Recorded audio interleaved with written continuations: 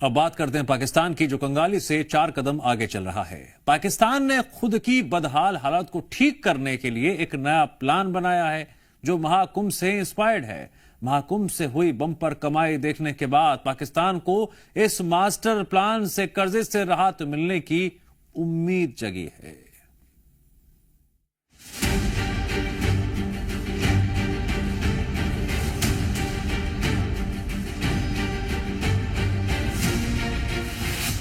पाकिस्तान मंदिर गुरुद्वारा क्यों बनाने लगा?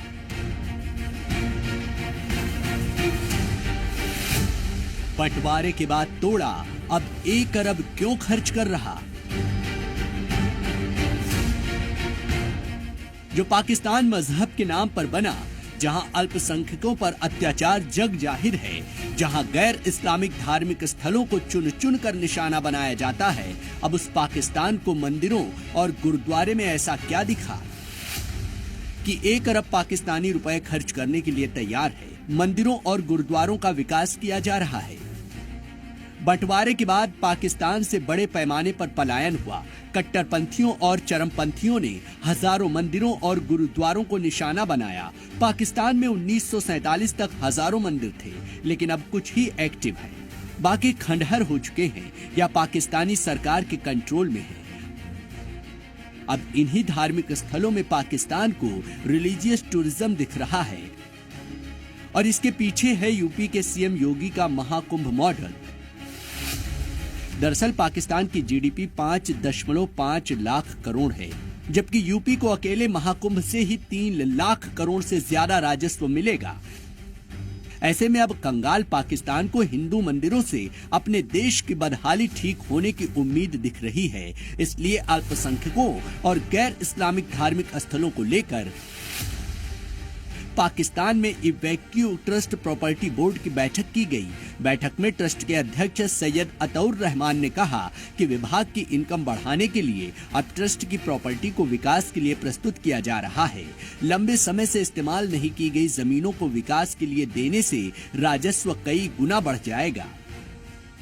दरअसल इवैक्यू ट्रस्ट प्रॉपर्टी बोर्ड की स्थापना बंटवारे के बाद पलायन करने वाले सिखों और हिंदुओं द्वारा छोड़े गए मंदिरों और जमीन की देखभाल के लिए बनाया गया था, लेकिन अल्पसंख्यकों के लिए बनाए गए इस बोर्ड में भी अल्पसंख्यकों के साथ न्याय नहीं हुआ। बोर्ड में 6 आधिकारिक और 18 गैर आधिकारिक सदस्य हैं। आधिकारिक सदस्यों में से 6 मुस्लिम हैं। कुल 18 गैर आधिकारिक सदस्यों में से केवल 8 अल्पसंख्यक हिंदू और सिख समुदाय से हैं। अब उन्हीं हिंदू मंदिरों और गुरुद्वारों के भरोसे पाकिस्तान सरकार अपनी इनकम ठीक करने की जुगाड़ में है। शदोमत से आवाज उठानी चाहिए और उसको आगे बढ़ाने के लिए हमें, जिसके लिए शहबाज सरकार 1 अरब पाकिस्तानी रुपए खर्च करके ननकाना साहिब, पंजा साहिब, हिंगलाज माता मंदिर और कटास राज मंदिर का जीर्णोद्धार करवा सकती है, जो बड़े आकर्षण के केंद्र और धार्मिक टूरिज्म का हब बन सकते हैं। कुछ दिन पहले ही पाकिस्तान ने कटास राज मंदिर के दर्शन के लिए 154 भारतीयों को वीजा इश्यू किया है। कटास राज मंदिर को लेकर मान्यता है कि जिस तालाब के चारों ओर कटास राज मंदिर बना है वो भगवान शिव के आंसुओं से भरा है। कहते हैं कि भगवान शिव अपनी पत्नी सती के साथ यहाँ रहते थे। उनके मृत्यु के बाद दुख से त्रस्त शिव अपने आंसू नहीं रोक सकी। वो इतना रोए कि उनके आंसुओं से 2 तालाब निर्मित हो गए। एक पाकिस्तान के कटास राज में है, जबकि दूसरा राजस्थान के पुष्कर में है। ये कटास राज पे जा रहा है शिवरात्रि के उपलक्ष्य में। वहाँ पे हमारा शिवलिंग है, वहाँ पे हमारे भोलेनाथ के आंसू गिरे थे, तो ये हमारा धार्मिक तीर्थ स्थान है, इसलिए इसकी मान्यता बहुत है। तो ये साल में एक बार हमारी यात्रा जाती है शिवरात्रि पे। और जैसे आपको पता ही है कि जब माता सती हुई थी तो दो नेत्र भगवान के गिरे थे, एक गिरा पुष्कर राज में, एक गिरा कटास राज में। तो ये पृथ्वी के नेत्र है।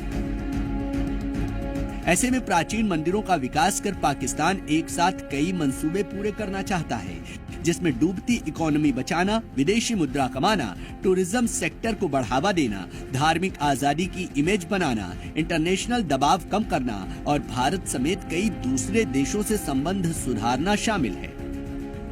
लेकिन पाकिस्तान की सबसे बड़ी चुनौती तो उसके घर में बैठी है। सरकार मंदिरों का विकास तो कर देगी, लेकिन क्या उनकी सुरक्षा की गारंटी दे पाएगी?